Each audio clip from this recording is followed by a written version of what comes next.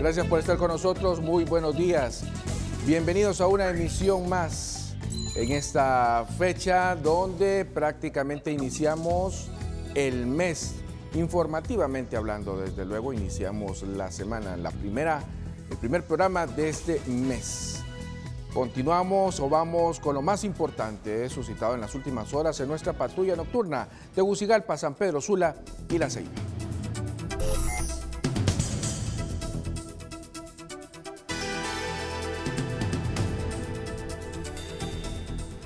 Iniciamos la patrulla nocturna de la capital con estas imágenes que corresponden literalmente a los últimos segundos de vida de un joven originario de Nacaome Valle y que murió a bordo de esta ambulancia del Hospital Público de San Lorenzo, en la cual era trasladado hasta el Hospital Escuela agonizando debido a que el joven de nombre José Benito Villalobos Cárcamo, de 18 años, se practicó un suicidio colgándose del techo de la habitación en la cual vivía.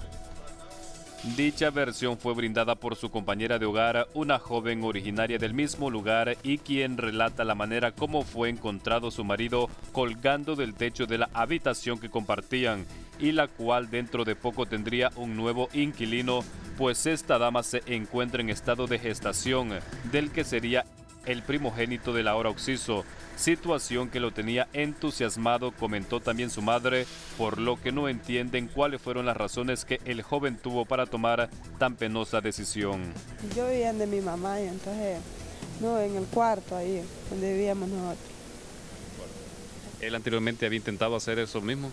No. Nunca mi hijo había hecho eso. ¿Y conocen los motivos por qué lo hizo esta vez? No entiendo yo. Solo Dios sabe. Yo no sé nada, amor. El muchacho trabajaba porque tenía familia, ¿verdad? Trabajaba ahí.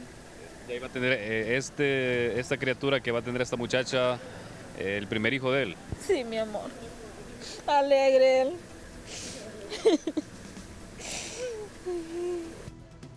Familiares del ahora occiso se percataron del suicidio que practicaba, por lo que de inmediato le desataron y trasladaron aún con vida hasta el Hospital de San Lorenzo, donde le practicaron los primeros auxilios y prepararon para remitirlo por su delicado estado médico hasta el Hospital Escuela. Pero desafortunadamente, a 2 cuadras de llegar a emergencias, el joven no resistió más y expiró. Sin embargo, los paramédicos le practicaron técnicas de reanimación, pero fue en vano, pues José Benito no volvió más.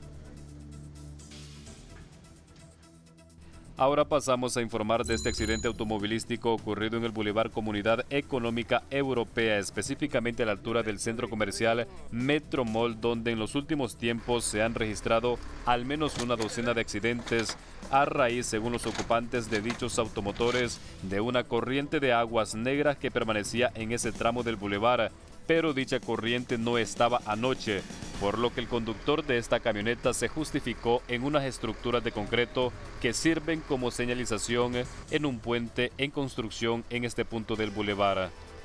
El conductor de este vehículo perdió el control del volante porque, según paramédicos del 911 que llegaron para asistirlo, andaba ingerido de bebidas alcohólicas y transitaba a alta velocidad, por lo que volcó y quedó en medio de la vía, pero afortunadamente con sus 2 ocupantes ilesos.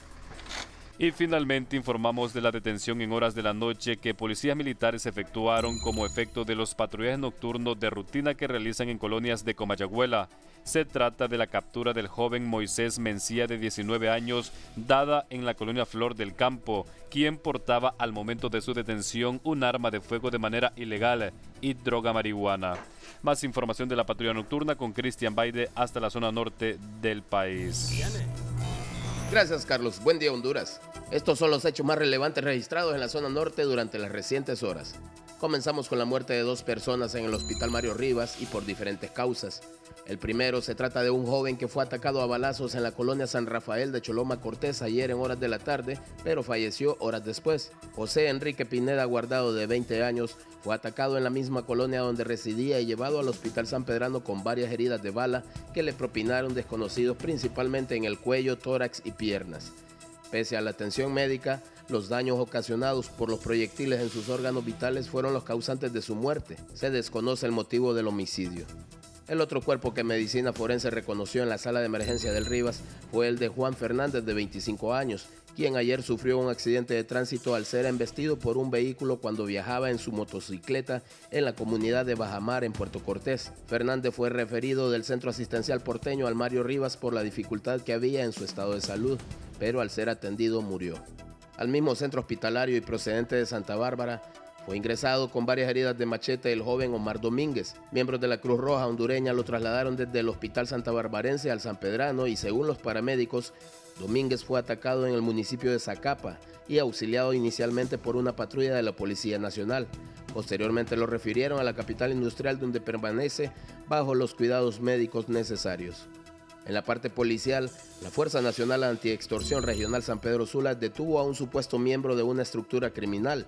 Un agente especial informó sobre el arresto. La Fuerza Nacional Antiextorsión, trabajando en el marco de Fusina, le dio detención a una persona, la cual responde al nombre de Hernaín Enríquez Torres Madrid, conocido con el alias Spider, de 19 años de edad. Esta persona es supuesto miembro activo de la pandilla 18. Al momento de la detención se le decomisó dinero en efectivo, producto del cobro de la extorsión, un arma de fuego, la cual utilizaba para intimidar a sus víctimas, de igual manera un teléfono celular. Queremos mencionarles que al momento de la detención a esta persona, en esta ciudad de San Pedro Sula Cortés, específicamente en la colonia Miguel Ángel Pavón, esta persona se enfrentó con un equipo de la Fuerza Nacional Antiextorsión, al cual le hizo varios disparos. No logrando el objetivo, la Fuerza Nacional le hizo disparos de advertencia, pero de igual manera fue herido en su pierna izquierda. Con esto queda un mensaje claro, que toda persona, miembro de bandas, maras o pandillas, que quieran intimidar o faltarle respeto a una unidad como esta, nosotros estamos preparados para advertirles y sobre todo no dejarlos hacer las cosas ilícitas que ellos perpetúan hacer. El supuesto pandillero se enfrentó a los agentes y resultó herido, por lo que fue llevado al Hospital Mario Rivas para su atención. Y en San Manuel Cortés, José Reyes Amaya, de 43 años, fue detenido en la colonia Guadalupe ayer en horas de la noche mediante un registro durante un patrullaje de rutina. La Policía Nacional Preventiva de ese municipio le encontró una escopeta calibre 12 milímetros sin la documentación para portarla. Por esa razón fue puesto a la orden del Ministerio Público por el delito de portación ilegal de arma comercial. Ahora vamos con Naún Monge hasta La Ceiba con noticias de esa zona litoral del país. Muchas gracias, Cristian Baide. Iniciamos nuestra patrulla nocturna en la ciudad de La Ceiba y sus alrededores. Las autoridades policiales reportaron un fin de semana con diferentes hechos violentos. En el patio de su casa y en el momento que se alistaban para ir a su trabajo, dos primos fueron asesinados a disparos y con arma blanca. El doble crimen tuvo lugar en la aldea Orotina, jurisdicción del municipio del Porvenir, Atlántida. Los fallecidos correspondían a los nombres de José Enrique Matute Oliva, de 22 años de edad, y Denilson Joel Oliva, de tan solo 12 años de edad. Los dos cuerpos fueron trasladados a la morgue del Ministerio Público en la ciudad de La Ceiba, en donde los familiares fueron a reclamar los mismos, mientras la madre de uno de ellos indicó de que escucharon los disparos, pero no se imaginaba que era su hijo, mientras las autoridades policiales investigan cuáles serían las causas de muerte de los dos parientes. Y continuando con nuestra patrulla nocturna, nos trasladamos a el tercer hecho violento durante el fin de semana. Las autoridades del principal centro asistencial del departamento de Atlántida informaron del ingreso de una persona producto de un accidente de tránsito en motocicleta en el municipio de Zonaguera, Colón, quien al ingresar a este centro asistencial perdió la vida. El nombre de esta persona corresponde a José Antonio Pascual, de 35 años de edad, quien lamentablemente al ingresar al centro asistencial fue atendido por la sala de emergencia, pero en instantes pereció. La Fuerza Nacional Antiextorsión Regional La Ceiba Atlántida, en el marco de operaciones de Fusina, reportó que mediante operativos de vigilancia y seguimiento se dio la detención al ciudadano que corresponde al nombre de Edwin Francisco Castañeda Martínez, de 21 años de edad, originario de Olanchito Llori, residente en la colonia Carmen Elena de la ciudad de La Ceiba. Este supuesto miembro de la Mara Salvatrucha MS-13. A esta persona se le decomisaron 24 bolsitas plásticas transparentes, las cuales contenían en su interior hierba seca, supuesta marihuana. En esta misma operación también las autoridades de la Fuerza Nacional Antiextorsión capturaron a Wilmer Naún Garrido Hernández, de 24 años de edad, originario de Santa Ana, en el municipio de San Francisco, Atlántida. Esta persona fue remitido a los juzgados competentes por el delito de violación. Luego de que durante el fin de semana se presentaran diferentes hechos violentos en la ciudad de La Ceiba y sus alrededores, finalizamos nuestra patrulla nocturna con la Jornada Nacional de la Juventud, evento que lleva a cabo la Iglesia Católica en los diferentes sectores del país, y en esta edición se realizó en la ciudad de La Ceiba con la presencia de más de 30.000 jóvenes de diferentes sectores. Estamos muy contentos con la respuesta de la juventud. Como ven aquí, ¿verdad? Hay mucho color, hay un ambiente también muy festivo, los jóvenes están alegres y la ceiba también está muy alegre por recibirlos. Es un éxito total. Y también los adornos, los jóvenes han trabajado duro para preparar todo esto.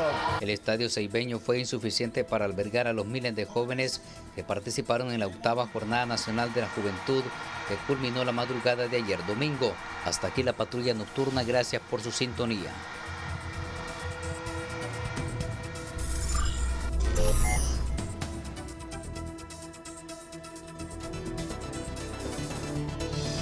Al menos 50 policías entre hondureños y centroamericanos participan desde hoy lunes en la ciudad de La Paz en cursos intensivos para especializarse en el combate contra el narcotráfico y el crimen organizado. De frontera que está relacionado pues al tema del crimen organizado en esta lucha. Recuerde usted que el crimen organizado tiene nexos no solamente a nivel nacional sino que internacional. Esto significa de que ningún país por sí solo va a resolver este problema y es ahí la participación de todos estos compañeros de las diferentes policías de Centroamérica. El curso tendrá una duración de 30 días y es apoyado por el gobierno de los Estados Unidos en una lucha frontal contra el crimen organizado.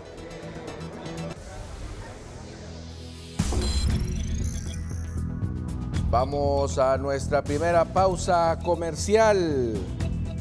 Andrés Manuel López Obrador es el nuevo presidente de los Estados Unidos mexicanos, con una ventaja del 53.8% según los resultados del conteo rápido presidencial por el Instituto Nacional de Estadística o el Instituto Nacional Electoral de la Ciudad de México. Tenemos los detalles más adelante. Regresamos.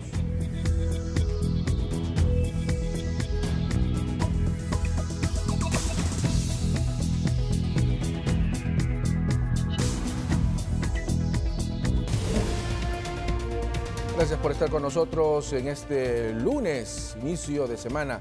Hoy es 2 de julio del 2018. A esta hora resaltamos, joven muere a tan solo metros de ingresar al hospital escuela a bordo de una ambulancia que lo trasladaba desde San Lorenzo Valle después de que éste intentó quitarse la vida. Tenemos el drama.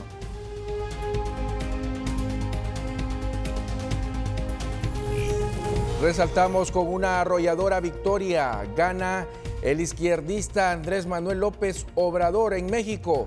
Desde tempranas horas de la noche, los candidatos perdedores aceptaron la derrota. La participación fue masiva en las urnas.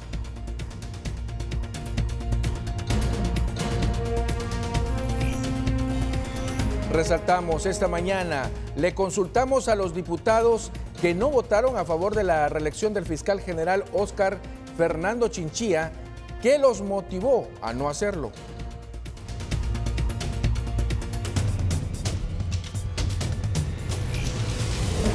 Resaltamos, fallece a los 75 años el veterano periodista y ex candidato a la alcaldía de Tegucigalpa, José Ochoa y Martínez. Tenemos los detalles.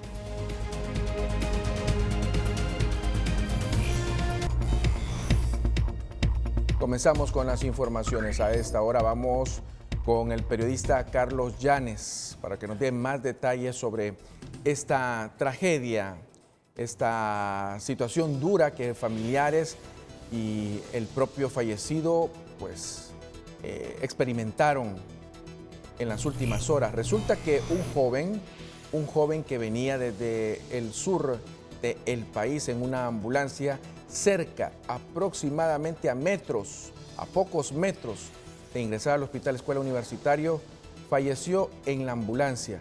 Este drama lo presentamos a continuación con Carlos Llanes. Además, tenemos información precisamente de sus familiares. Carlos, contigo, gusto de saludarte. Buenos días.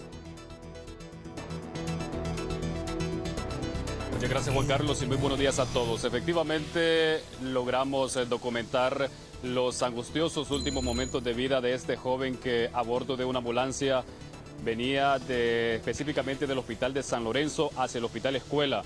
Lamentablemente ha muerto a tan solo metros de llegar a emergencias del hospital. Los paramédicos se detuvieron en ese lugar, es decir, aproximadamente a una cuadra de llegar para realizarlo, practicarle técnicas de reanimación. Sin embargo, no lo han logrado. Posteriormente, pues tuvieron que ingresar al hospital, pero el joven ya había fallecido. Estos son los detalles que logramos documentar en horas de la madrugada sobre este caso.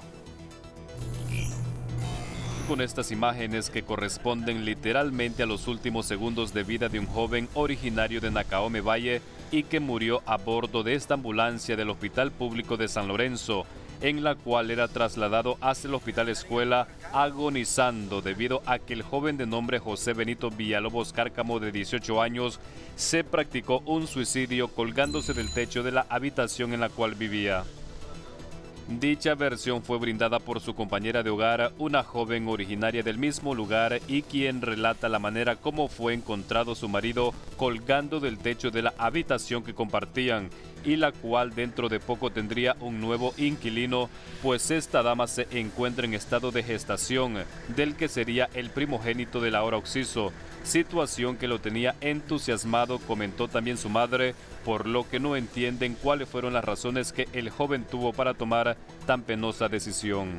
Yo vivía de mi mamá y entonces, no, en el cuarto ahí, donde vivíamos nosotros. ¿Él anteriormente había intentado hacer eso mismo? No. Nunca mi hijo había hecho eso. ¿Y conocen los motivos por qué lo hizo esta vez? No entiendo yo. Solo Dios sabe. No sé nada, amor. El muchacho trabajaba porque tenía familia, ¿verdad? Trabajaba ahí. Y ahí va a tener esta criatura que va a tener esta muchacha, el primer hijo de él. Sí, mi amor. Alegre él.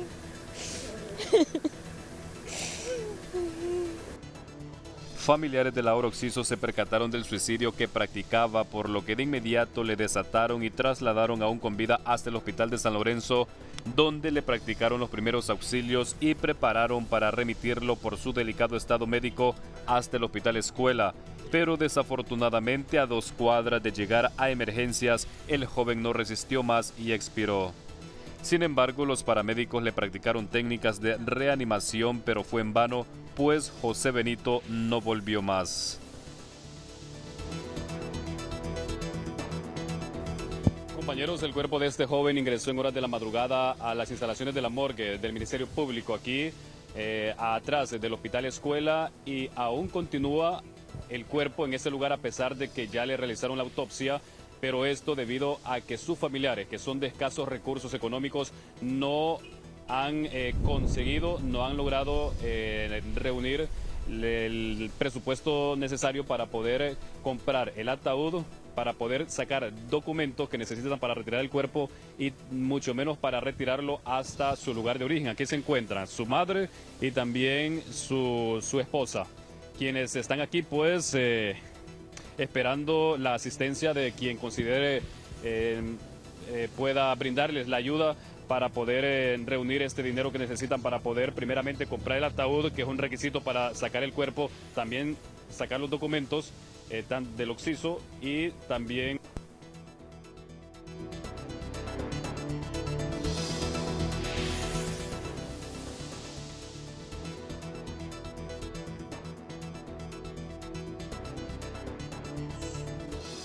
El problema técnico de sonido que tenemos en estos instantes con Carlos Llanes. Ya está listo nuevamente Carlos Llanes. Adelante. Somos de Nacaome Valle, vivimos en la colonia Villa Esperanza, del Corcovado. Yo les pido ayuda como madre pobre que soy. Les pido que me ayuden. Bueno, ustedes andan prácticamente así como se encuentran en este momento, con los brazos cruzados. No cuentan ni con tan solo lempira para poder efectuar esos trámites. Sí, amor, no tenemos nada, amor. Entonces, por eso estamos aquí pidiendo ayuda para que me ayuden. Va, como pobre que soy y madre, pues así les estoy pidiendo yo, todas las madres antiguas. ¿Ya ustedes lograron conocer las razones que tuvo su hijo para cometer este lamentable suicidio? No sé yo, papá. No sé yo cómo, por qué mi niño hizo eso. ¿Y él estaba junto todavía con ustedes? ¿Vivían juntos? Sí. ¿Y usted no le comentó nada a él? No. ¿Cuántos meses tiene de embarazo?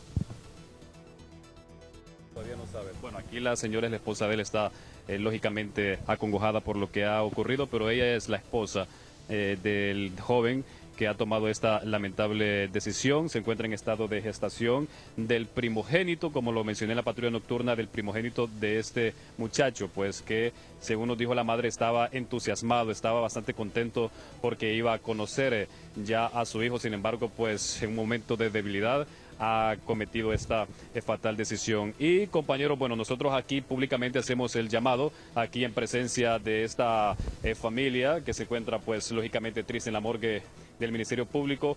Vamos a permanecer aquí porque esta gente necesita ayuda económica, principalmente el ataúd. Nosotros ya conocemos que en la morgue mantienen ataúdes que muchas personas donan aquí porque traen los ataúdes para retirar cuerpos y luego deciden comprar otro ataúd, y el que ya tenían pues lo dejan aquí, lo donan para casos de emergencia como este. Entonces nosotros vamos a estar aquí, vamos a tratar de dialogar aquí con las autoridades para ver si tienen una opción para poderles dar a esta familia.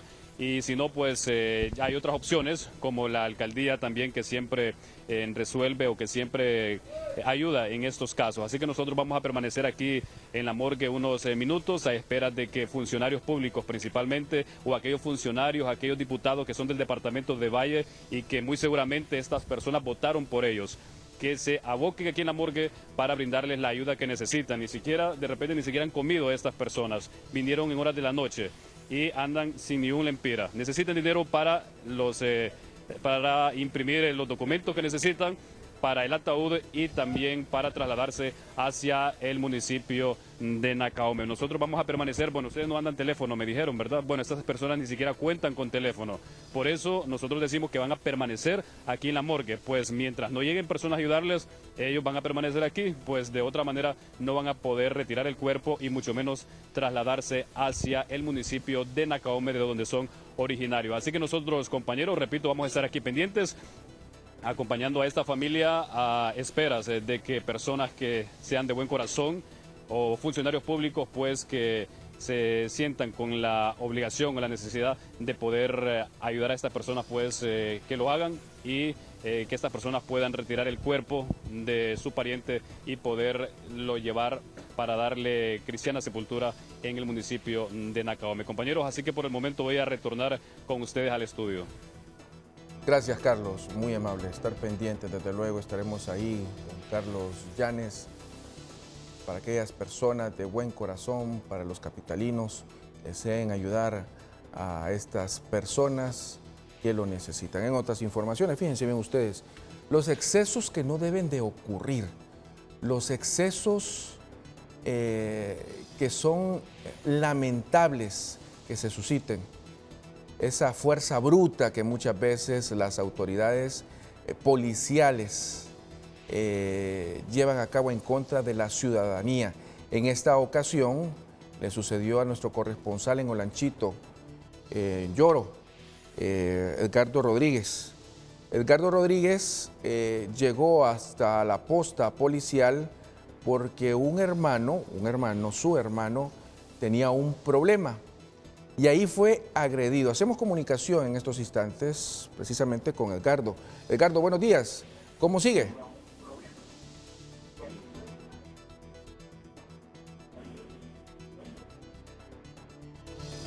Edgardo, ¿me escucha? Licenciado Juan Carlos, realmente, como usted lo ha dicho, fíjate que yo me presenté el fin de semana, el sábado, a eso de las 8 de la noche, porque se me informó que habían detenido a mi hermano y que lo habían golpeado salvajemente, ¿verdad?, para llevarlo a la posta. Sí. Cuando llegué, me apersoné al subinspector Jorge Luis Salgado para consultarle que el porqué de la detención de mi hermano. Entonces me explicó el por qué lo había detenido. Le digo, pero de la forma como lo han maltratado, le digo, creo que no es correcto, correcto, le digo, porque él no es ningún delincuente para que lo traten de esa manera y lo golpeen de esa forma.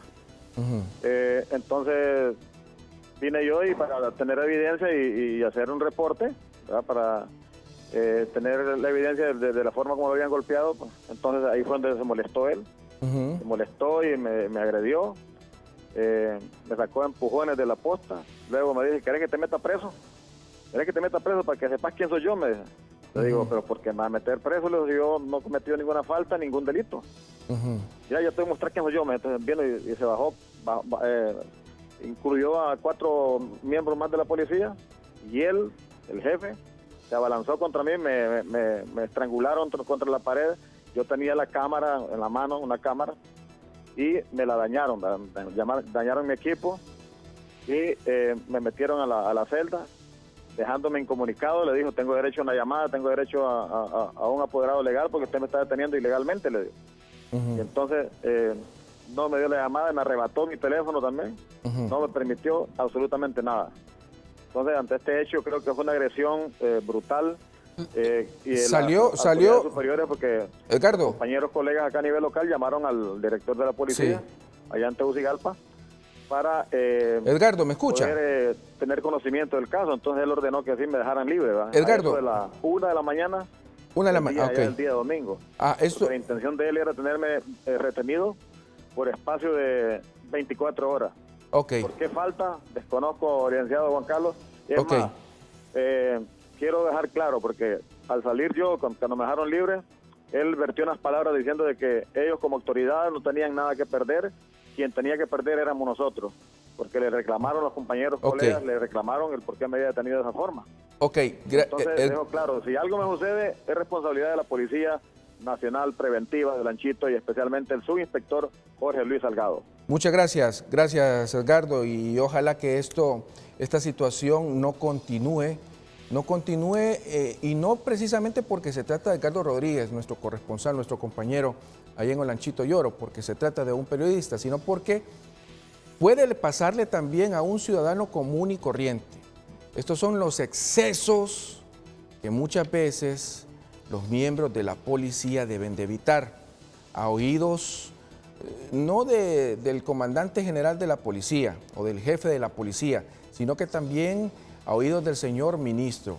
Estas son las situaciones que no deben de pasar, no deben de suceder. Esta es una franca violación a los derechos humanos. Y no solamente de Edgardo, sino que de cualquier otra persona que pudo haber pasado una situación similar.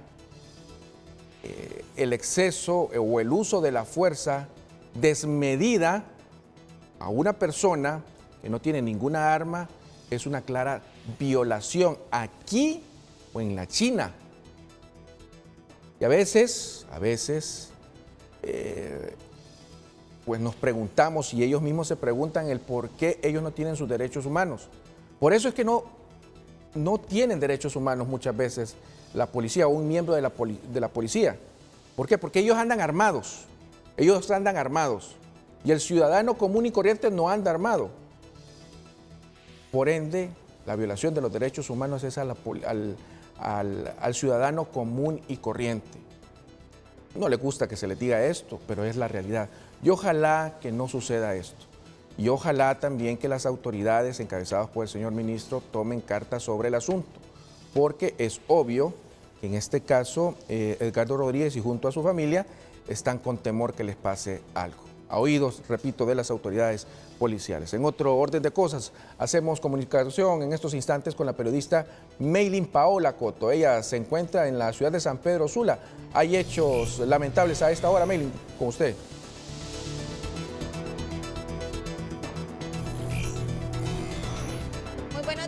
Carlos, y es que más temprano se dio un accidente de tránsito en el Boulevard del Este bajo el puente que conduce al sector de la Santa Marta, y es que un joven motociclista, Elmer Antonio Mejía, de 23 años, pues lamentablemente perdió el control de su motocicleta porque traía el celular en la mano y en la zona pues había arenilla. Se deslizó la motocicleta y fue a impactar en un poste. Debido al fuerte impacto, al caer, pues él llevaba fracturas en ambos tobillos y fue auxiliado por personal de 911 que lo trasladó a un centro asistencial. Curiosos en la escena manifestaron que el joven pues cometió la imprudencia de venir chateando por su celular y eso fue lo que ocasionó este accidente. Afortunadamente, Juan Carlos, no venían más vehículos atrás, porque entonces a esta hora pues estaríamos lamentando la muerte de una persona debido a esta imprudencia de venir chateando en una motocicleta. Esto es lo que ha ocurrido. Este joven, Elmer Antonio Mejía, de 23 años, venía de trabajar de un diario de la ciudad. Él tenía el turno nocturno, iba para su casa cuando sucedió este accidente bajo el puente del sector de la Santa Marta en el Boulevard del Este. Él lleva fracturas en ambos tobillos y ya está siendo atendido en un centro asistencial de la ciudad de San Pedro Sula. Es lo que le puedo informar. Vuelvo con usted. Gracias, Meili. A sus 51 años, Mexelenia Arias ha enfrentado una dura batalla contra el cáncer de mama y además cáncer de pulmón. Y aunque sus fuerzas no se han agotado, hoy esta hondureña necesita el apoyo de todos nosotros. Él me ha salvado la vida. Él me tiene con vida todavía. Dios ha sido su fuerza, su todo, para mantenerse en pie ante un diagnóstico que ha marcado su vida entera. Ella es doña Mexelenia Arias, una hondureña de 51 años de la colonia Kennedy, que hoy nos cuenta parte de su historia. Me lo detectaron en el 2014, el cáncer de mama. Luego en el 2015 me detectaron el de pulmón y me operaron de las dos, una mastectomía radical. Y primero me hicieron solo me sacaron el tumor del pulmón, pero después reapareció y me hicieron una lobectomía ya general, ¿verdad? Me sacaron el óvulo inferior izquierdo del pulmón. Agregado a esos diagnósticos médicos, las secuelas han sido graves, ya que además padece de hipertensión, lo que complica aún más su salud y que lastimosamente la imposibilitó a hacer lo que más le gustaba, vender comida, la forma en que se ganaba la vida por más de 10 años. Es bien difícil también, porque pues estoy en un tratamiento bien fuerte y pues necesito ayuda económica, ayuda de todo, ¿verdad? Porque la verdad que estos procesos lo acaban a uno, ¿verdad? Tanto físicamente como emocionalmente, como también en todos los aspectos, porque sí es bien difícil. Mensualmente esta hondureña debe consumir un fármaco que tiene un costo de 67,000 lempiras las 30 cápsulas, por lo que la ayuda de todos nosotros es vital para que ella pueda continuar con su tratamiento. Su familia ha sido un pilar importante. Que tiene que seguir luchando y que tiene que tener fe en Dios siempre, en todo momento, en que Dios la va a sanar. Otros lamentan que en el país no exista la atención médica necesaria para este tipo de padecimientos. Que lamentablemente nuestro país carece de servicios sanitarios de alta calidad. Por ejemplo, el viaje a México precisamente se hizo porque ese tipo de diagnóstico no se puede hacer en Honduras. Entonces también es un llamado a todo el Estado de Honduras de que tome en cuenta estos casos, porque así como está doña Mexelenia, hay miles de casos en nuestro país, lamentablemente. Una madre guerrera de 3 hijos, que no se cansará de luchar, pero que hoy apela a la bondad de todos los hondureños. Y quiero decirles que el cáncer no lo vence a uno, sino que Dios tiene la potestad de quitarlo, de hacer todo para nosotros y de darnos la fortaleza que necesitamos. Yo creo en los milagros, el Dios que creo es de los milagros y Él sabe que lo necesito, ¿verdad? Y que todas las oraciones van a ser escuchadas. Ana Gabriela Rivera, Telenoticias. Y el veterano periodista y ex candidato a la alcaldía capitalina por el Distrito Central en las pasadas elecciones, José Ochoa y Martínez, falleció a los 74 años de edad, según informaron sus propios familiares. El deceso de Ochoa y Martínez tuvo lugar en Tegucigalpa la tarde y noche de ayer domingo en su casa de habitación en Comayagüela, hasta donde llegaron sus colegas, amigos y correligionarios del Frente Amplio, partido al que pertenecía. El periodista Ochoa y Martínez se calificó en su momento como un autodidacta, formado por sus propios esfuerzos. Dijo venir de sectores pobres. Además, dentro de su vida política también perteneció al Partido Libertad y Refundación, que luego lo abandonó porque, según dijo en su momento, no cumplió con sus expectativas.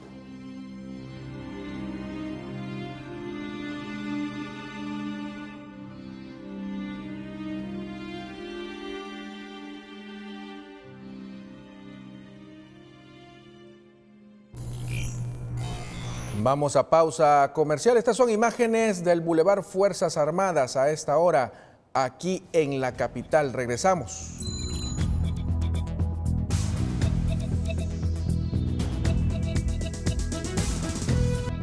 Vamos a las elecciones en México, cuando ayer de forma masiva, en un país de 112 millones de personas, muchos de ellos fueron a votar, repito, de forma masiva.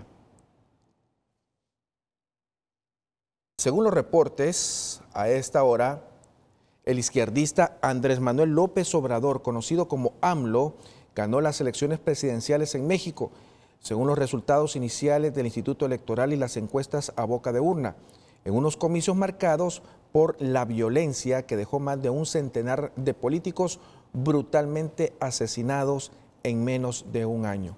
Los resultados, según el Instituto Nacional Electoral Mexicano, son los siguientes. A esta hora, repito, estos son los resultados que damos a conocer.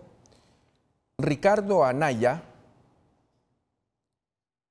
22 o 22.8%.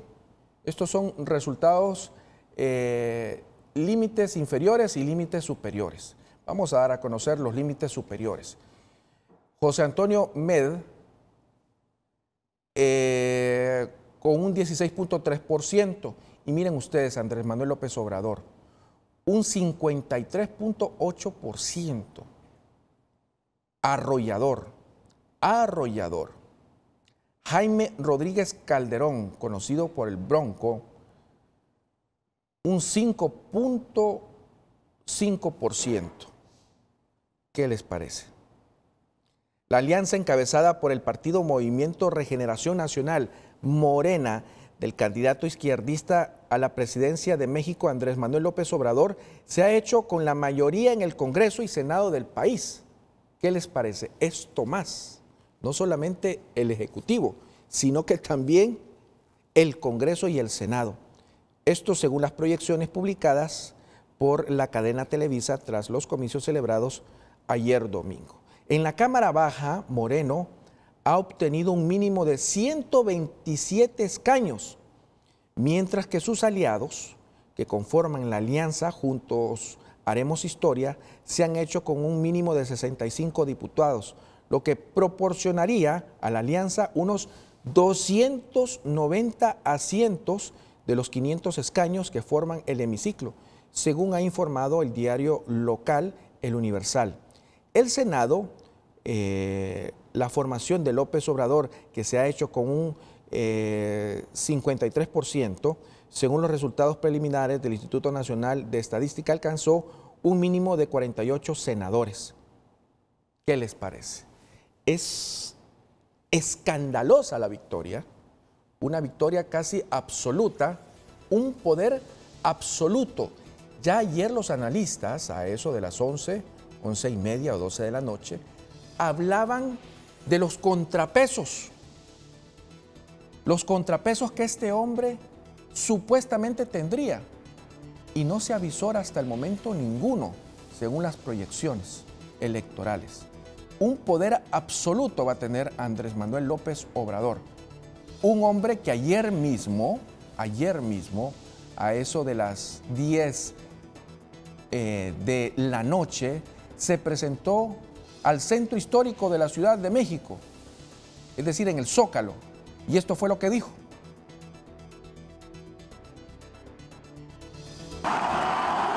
No se van a decepcionar. Soy muy consciente de mi responsabilidad histórica. No quiero pasar a la historia como un mal presidente. Conozco lo que han hecho todos los presidentes desde Guadalupe Victoria hasta la actual, y quiero pasar a la historia como un buen presidente de México.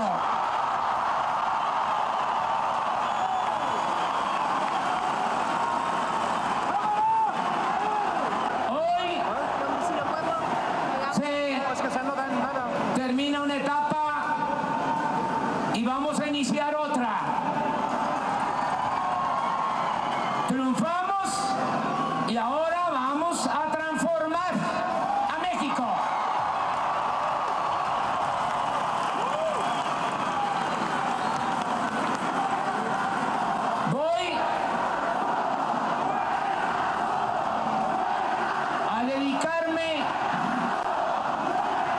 en este tiempo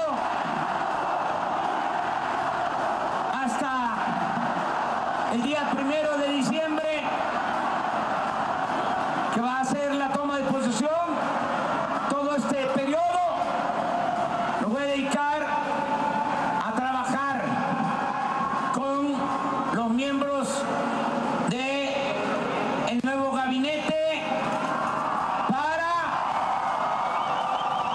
elaborar los proyectos, no perder tiempo, afinar lo que vamos a llevar a la práctica con el propósito de que empecemos ya a trabajar desde ahora para que, iniciando el gobierno, desde el primer día empezamos a cumplir los compromisos. Desde el primer día. Esto fue lo que se decía ayer, o lo que decía ayer Andrés Manuel López Obrador. Miren ustedes la cantidad enorme de personas en el Zócalo de la Ciudad de México. Enorme la cantidad de personas. Posteriormente, el propio presidente Enrique Peña Nieto se dirigía a todos los mexicanos de la siguiente forma y felicitando desde luego al ganador.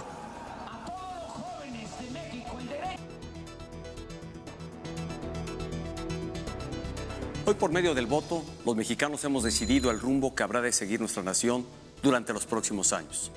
Este es el día más importante en una democracia, la fecha en la que las y los ciudadanos ejercemos con responsabilidad y libertad el derecho a elegir nuestros gobernantes. La jornada electoral que se llevó a cabo en todo el territorio nacional, la más grande de nuestra historia por el número de electores y de cargos públicos en contienda, se realizó con normalidad, equidad y una amplia participación ciudadana. Hace unos momentos, el consejero presidente del Instituto Nacional Electoral dio a conocer los resultados del conteo rápido que el instituto realizó, conforme a lo acordado por su consejo. Con base en ese conteo, el candidato de la coalición Juntos Haremos Historia, Andrés Manuel López Obrador, obtuvo el mayor número de votos en la elección presidencial. De conformidad con lo establecido en nuestro régimen electoral, será necesario esperar a la conclusión de los cómputos distritales y, en su momento, a la declaración de validez que emite el Tribunal Electoral del Poder Judicial de la Federación. De confirmarse este resultado, Andrés Manuel López Obrador se convertirá en el presidente de la República para el periodo 2018-2024. Hace unos momentos me comuniqué con el ganador de la elección presidencial para expresarle mi felicitación y asegurarle que él y su equipo de trabajo contarán con el apoyo del Gobierno de la República para realizar una transición ordenada y eficiente. Estoy seguro de que todos los mexicanos le deseamos una gestión exitosa en beneficio de nuestro país. Esto fue lo que decía el propio presidente, el actual presidente de los Estados Unidos mexicanos, Andrés Manuel López Obrador.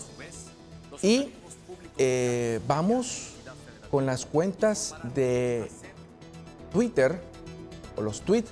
En este caso, el propio presidente de la República, Juan Orlando Hernández, ha dicho en las últimas horas: felicito al pueblo mexicano por la fiesta cívica vivida y al presidente electo López Obrador por su triunfo, deseando que su gestión signifique prosperidad para los mexicanos y confiando que bajo su dirección se fortalecerán vínculos que siempre han unido a Honduras y México. Esto es lo que ha dicho el propio presidente de Honduras, Juan Orlando Hernández. Otro, dentro de los muchos jefes de Estado y presidentes de naciones que se han sumado a felicitar a Andrés Manuel López Obrador, está el propio Donald Trump, que ha dicho: felicitaciones a Andrés Manuel López Obrador por convertirse en el próximo presidente de México. Tengo muchas ganas de trabajar con él. Hay mucho que hacer que beneficie tanto a los Estados Unidos como a México, ha dicho el presidente de los Estados Unidos, Donald Trump. También una noticia miren ustedes, es que este hombre se llevó casi todo. Su gente que lo sigue también casi se llevó todo. Resulta que los mexicanos están, y también toda Latinoamérica están, a la expectativa de lo que pase en el estado o en la jefatura del gobierno de la Ciudad de México.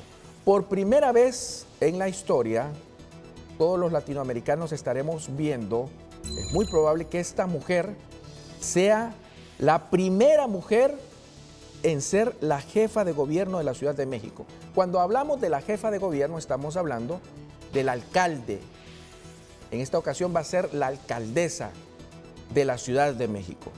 Con base al resultado de conteo rápido elaborado por el Instituto Nacional Electoral para la elección a la jefatura de gobierno en la Ciudad de México y dado a conocer por la autoridad electoral local, la tendencia en la votación le favorece a Claudia Sheinbaum, candidata común por el Movimiento Regeneración Nacional Morena, Partido de Trabajo PT y el Partido Encuentro Social PES, con un porcentaje de votos entre 46.6% y 47.7%. ¿Qué les parece? Es algo histórico que estaría pasando y que seguramente así va a ser en la Ciudad de México. Hacemos comunicación en estos instantes vía telefónica con la ex rectora de la universidad, Julieta Castellanos, con la doctora Castellanos, quien se encuentra en la Ciudad de México como observadora de este proceso electoral masivo. Doctora, gusto en saludarle. Gracias por atendernos esta mañana desde la Ciudad de México. Buenos días. Muy buenos días. Un saludo especial a la audiencia de Televicentro.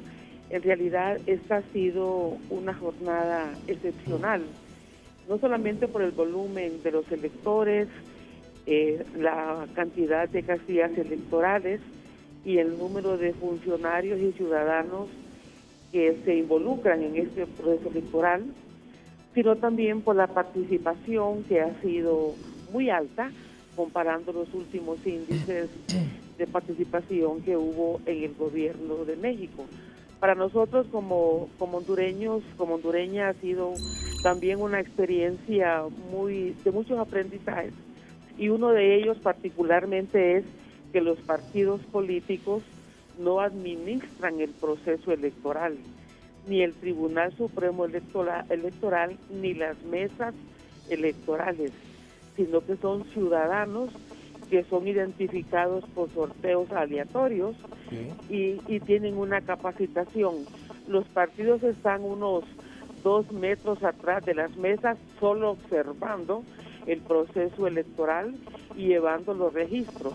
Creo que esto es una diferencia muy significativa, que las mesas sean administradas y que el proceso, el día de las elecciones, sea llevado a cabo por ciudadanos.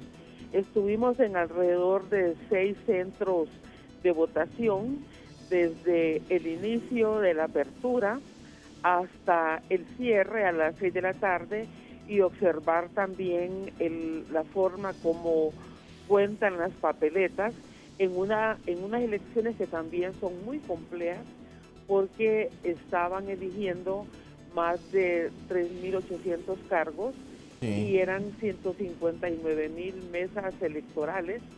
Se involucran más de 1 millón de personas, entre funcionarios del Instituto Nacional Electoral y ciudadanos que son elegidos por sorteo en sus barrios y son capacitados por el INE.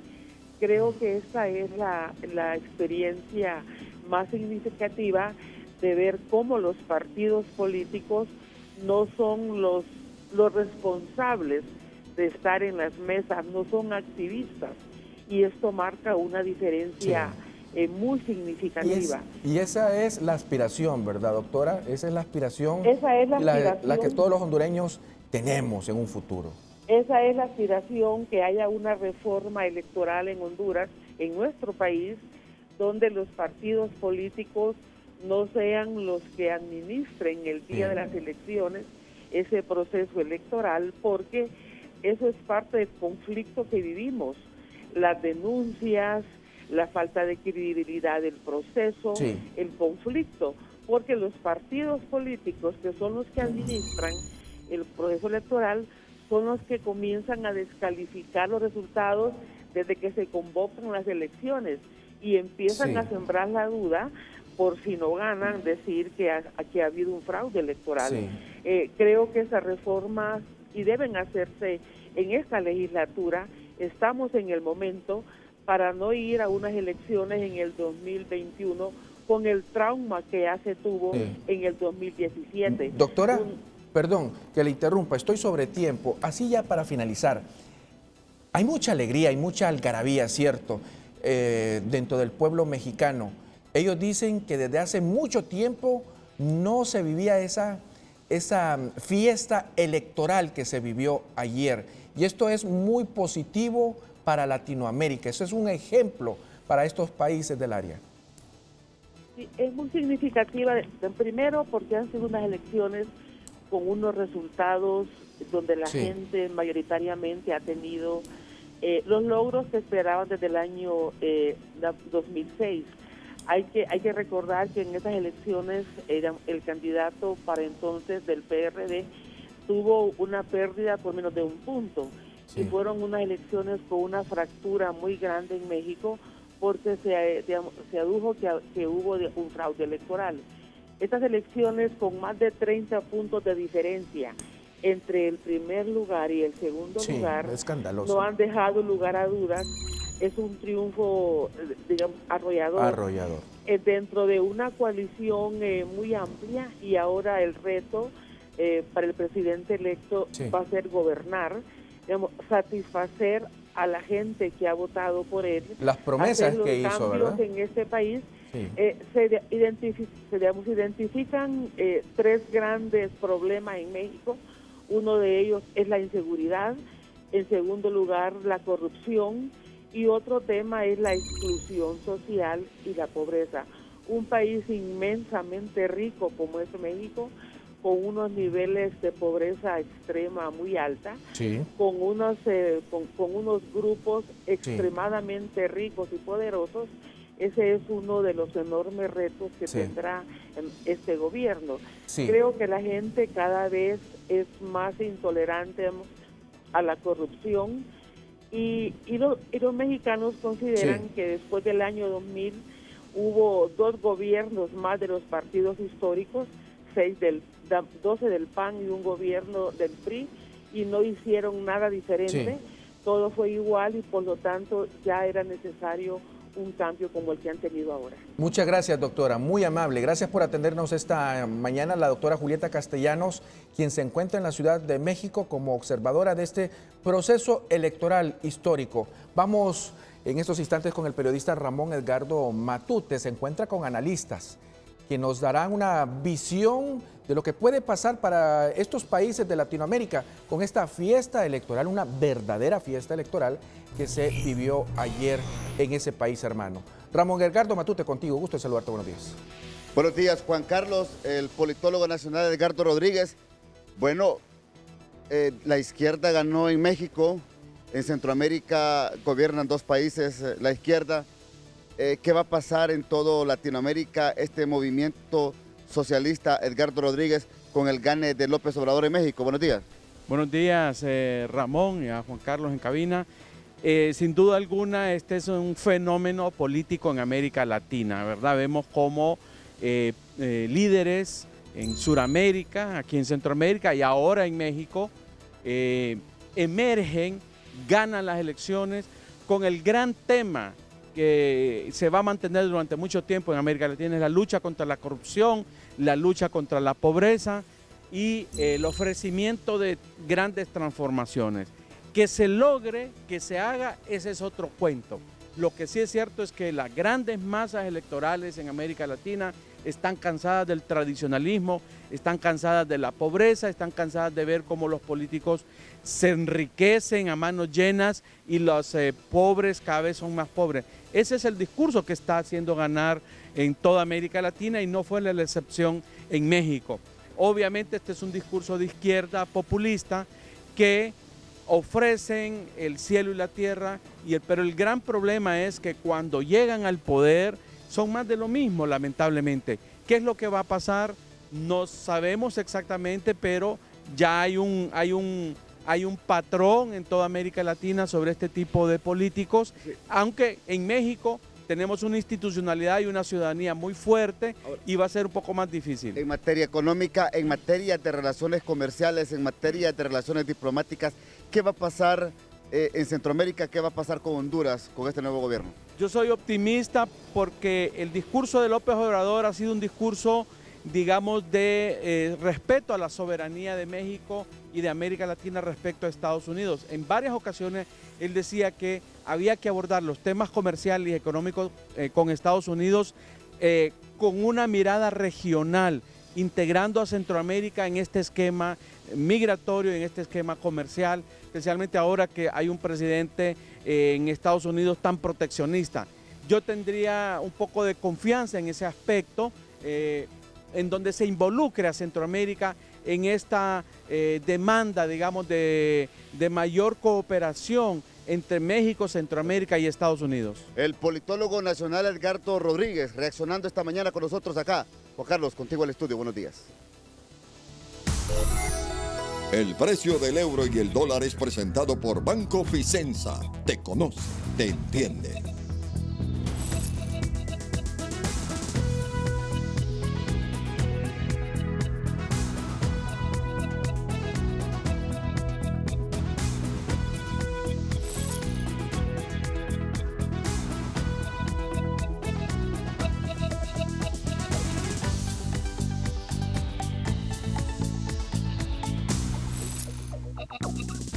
El precio del euro y el dólar fue presentado por Banco Ficenza. Te conoce, te entiende.